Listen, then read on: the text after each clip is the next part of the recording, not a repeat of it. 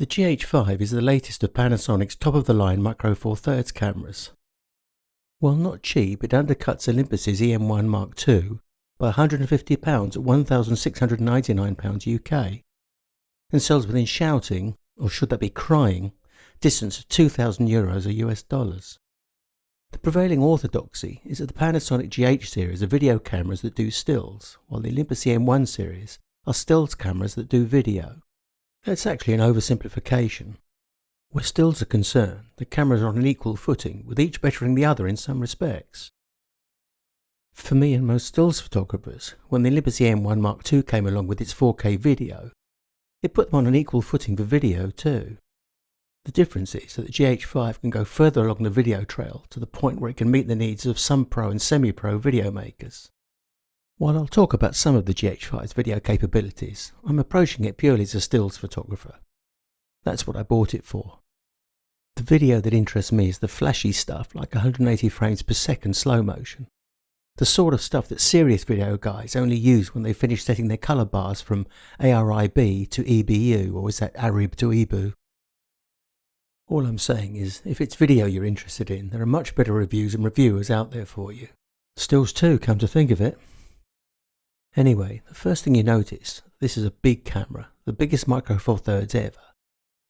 Compared to the Olympus EM1 Mark II, it's quite a bruiser.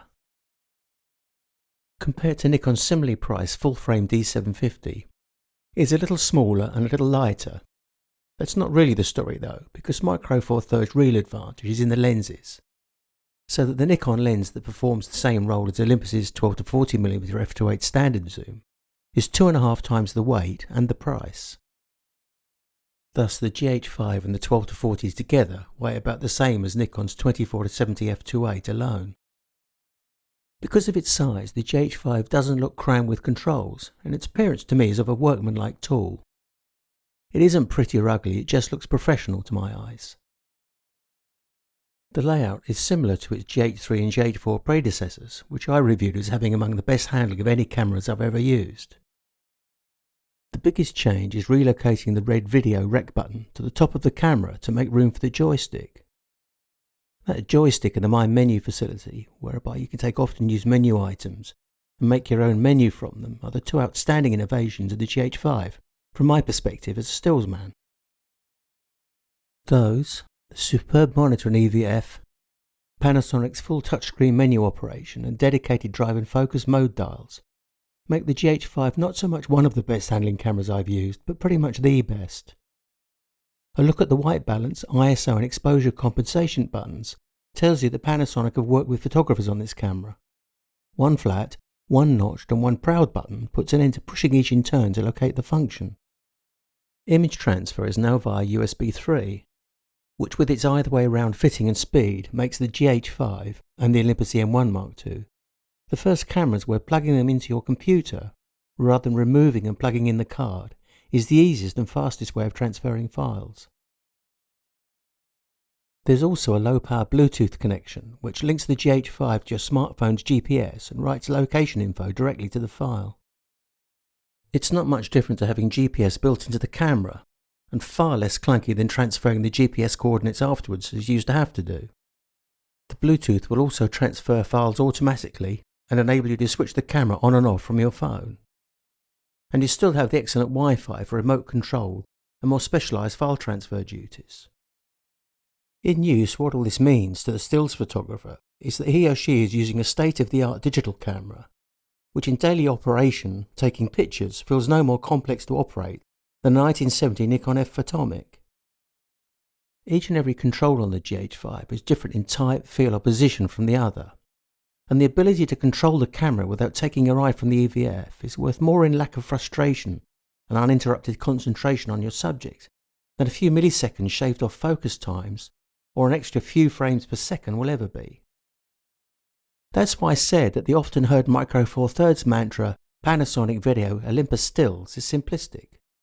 The focusing joystick puts all the focus area manipulation in one place.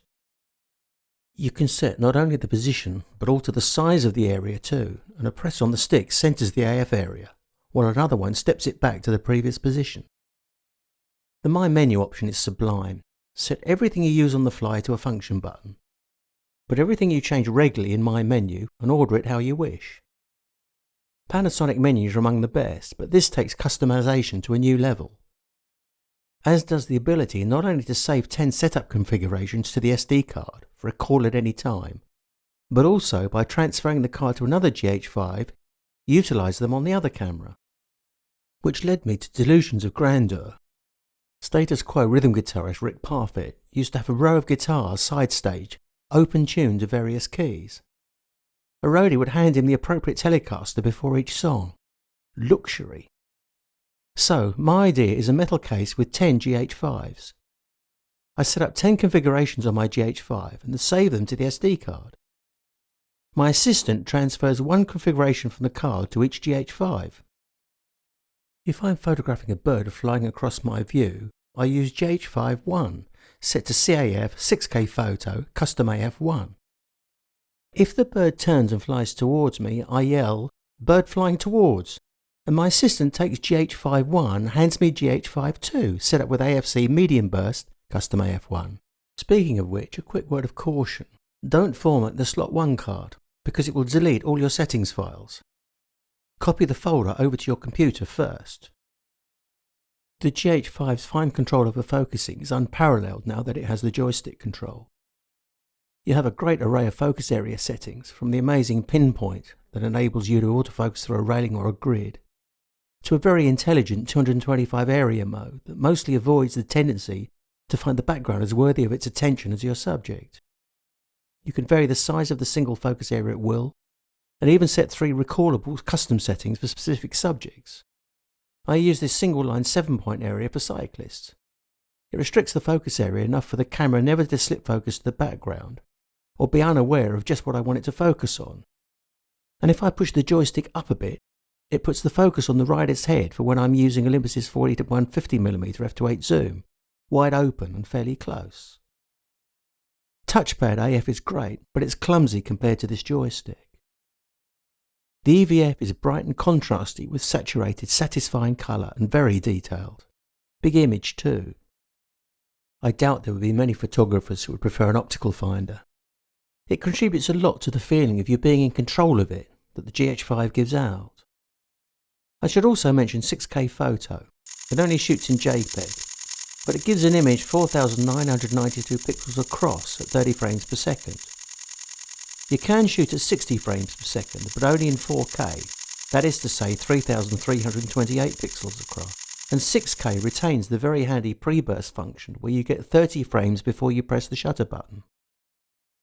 Both card slots take the new UHS-2 high-speed cards needed for high data rate 4K video. But for stills they aren't necessary, though they do improve the speed at which the buffer is cleared to card during burst shooting. I can't find any shock effect with the new shutter, and the electronic shutter shows a bit less jello effect than before. Interestingly, there's a jello correction routine available for 4 and 6K shooting. So, how does it perform? That's where things get difficult with these state-of-the-art Micro Four Thirds models. As they get better at everything, getting the best out of them becomes more difficult. The camera can focus on anything you throw at it. The question is, are you skilled enough to take advantage of it? When that racing car came past, did focus slip because the camera was confused, or were you too slow to keep the focus area on target? Single AF is so accomplished now that it's hardly worth mentioning. Point and press, it'll be in focus. Using it in a dimly lit pub, I'm not astonished that it focuses seemingly instantaneously. I should be astonished, but while I suspect that the single autofocus is even faster than the G80s say, both are so fast that I need instruments to measure the difference. Continuous autofocus is more interesting. I shot dozens of sequences on medium speed 9 frames per second. I was surprised that the GH5 didn't seem to be following focus as well as I'd expected, but going through the frames I could see that they were sharp. It's an odd effect. As the shooting burst carries on, it seems to overwhelm the camera's chip, and it responds by slowing the EVF frame speed, making the image look not blurred but a bit soft. Once you're aware of it, you can ignore it. It doesn't impede you or slow the camera in any way. All I can say about the CAF is that it is better than any Micro Four Thirds camera I've used, other than the M1 Mark II, which I'd say is very similar. There would be situations when one camera is better than the other and where the CAF options of each would make a big difference, but it would take a long time and a lot of shooting to nail such situations definitively. I've been doing a lot of action shooting using the GH5 CAF. The hit rate under all circumstances is impressively high. Stuff like this soccer is child's play for it, it barely puts a foot wrong.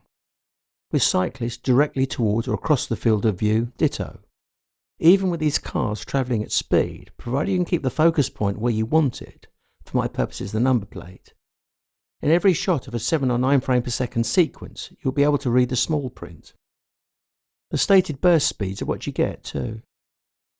The hesitancy and momentary loss of lock-on that has been a feature of contrast-based focusing seems not to occur with the GH5, it just tracks without drama.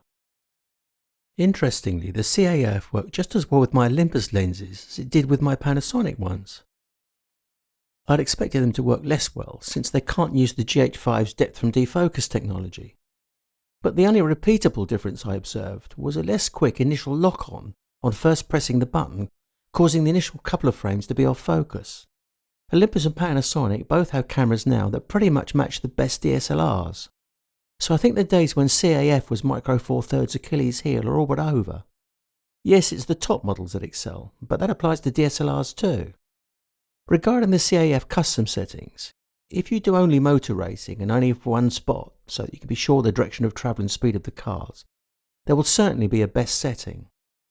I have a strong feeling though that most of us will work with less predictable circumstances and mostly stick with the versatile and basic set 1. When that last surviving Philippine Eagle flies by, you do not want to be fumbling with your flagship technology. Panasonic have come a long way since their first attempt at Embody Stabilization with the GX7. With the GH5 I can shoot with my Nikon 300mm down to about a 30th of a second with a hit rate of about 18 out of 20.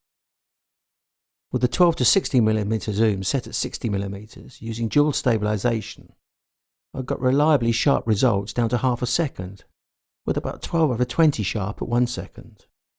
My hand is not the steadiest, but even so I'd say the GH5 has about 5 stops in body, going towards 6 in dual mode.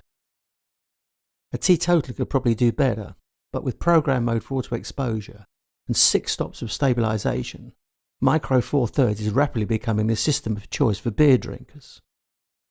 Now the sensor, it's the 20 megapixel variety and without a low pass filter. I've done a colour noise and sharpness comparison with the GX8, same exposure, lighting and lens of course. These are all direct from the raw files. They are all but identical, though the GH5 does show a little more detail. You need to view at 200% or more to see any differences, so practically speaking they are pretty much identical. Many photographers prefer Olympus's JPEG renderings. Here are some comparisons. Interestingly, the GH5 colours seem a little duller than the Olympus EM1 Mark II's, but with plus 1/3 compensation now, they're as near as not the same. All things considered, the GH5 has exceeded my expectations. All that I'd read about it before it arrived made me think I'd be reviewing what was primarily intended as a video camera with capable stills performance. I couldn't have been more wrong. Bought by a stills photographer purely for stills, the GH5 stands out with the very best in the Micro Four Thirds system. It is expensive, but the best always is. Is it worth more than twice the price of a G80 or an EM5 Mark II? Depends what you mean by worth. If you have the money and like to have the best, you won't be disappointed. I said the same about the Olympus EM1 Mark II. Value for money isn't part of the equation at this level of performance. For a stills photographer, I think the main question mark over the GH5 is its physical size. The focus joystick and uncramped controls make the camera super controllable on the fly, and in this respect the size is a great asset. The dimensions are probably dictated by the need for space in the camera body, for heat dissipation when shooting advanced 4K video. On the other hand, I wouldn't be happy to have only this camera, because it won't slip into any old bag when you go out, even with the tiny 12 to 32 zoom fitted. And that, after all, was the main reason I got into Micro Four Thirds, to always be able to have a quality camera with me, even out cycling on the London Tube or having a drink with friends. How to sum up? The GH5 is a true hybrid camera, as good at stills as it is at video. At this price, if you use stills and video fully, it's a bargain and it's unique. For stills alone, it fully justifies its price with impressive performance. I really admire and enjoy using the GH5. If you're a dedicated enthusiast for bird or sports photography, the GH5 with Panasonic 1-400 is a dream combination.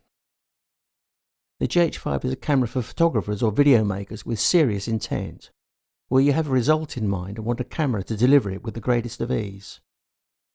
The only real criticism that can be levelled at it is that it's too big. Actually, it is as big as is necessary to be state-of-the-art in both stills and video. Paradoxically, the most uncompromised camera in a system conceived as a compromise. Is it an uncompromise too far? Is it too big? Only your hands will answer that. I turn to Star Trek's Captain Leonard McCoy for a definitive answer. Is this a Micro Four Thirds camera, Bones? It is a Micro Four Thirds camera, Jim, but a little bigger than we know it. Thanks for watching. Because the GH5 is such a capable movie camera, I thought I'd show you a little fun I had with it, just to finish the review off. Thanks for watching.